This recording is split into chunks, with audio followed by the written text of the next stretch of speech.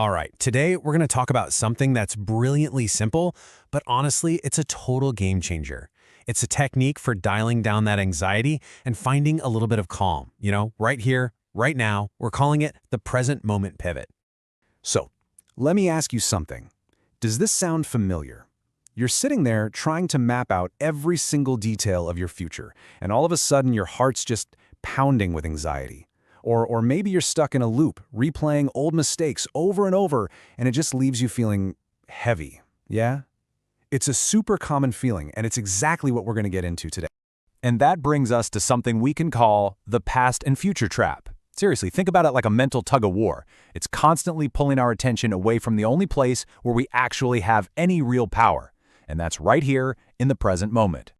There's a real emotional price to pay for all this mental time travel. It's a pattern that experts see all the time.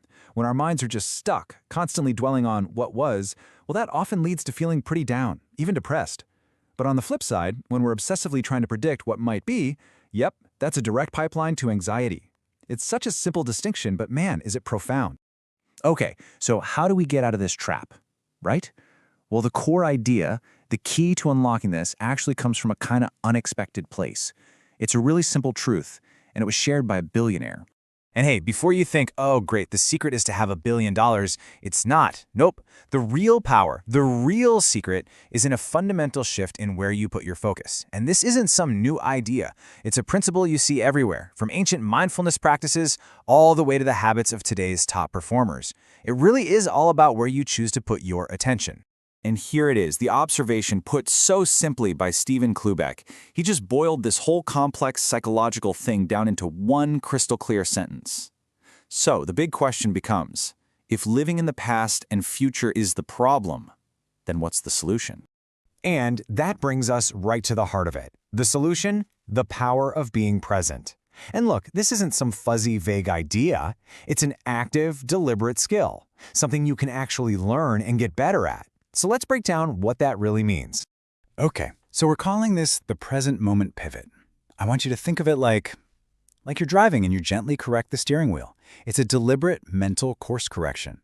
It's that simple act of pulling your focus back from wherever it's wandered off to and putting it completely on whatever or whoever is right in front of you.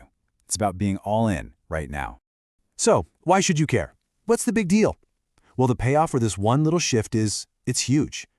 When you practice this pivot, you start to find that calm we're all after.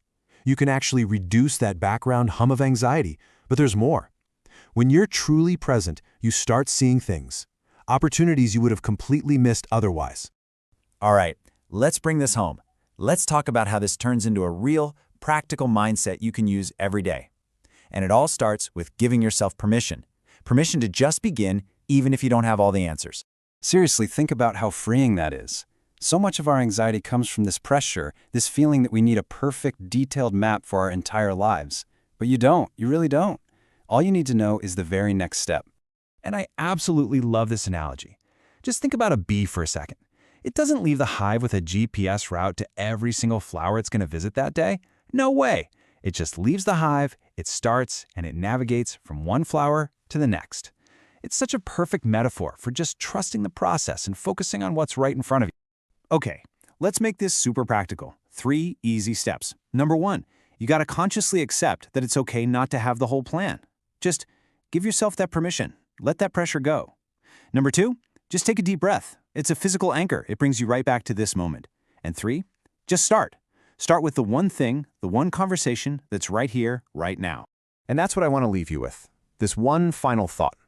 As you finish listening to this, what is the one thing? Could be a task, a person, heck, it could even just be your own breath. What's the one thing you can give your complete, undivided attention to, just for the next few minutes? Go on, try it.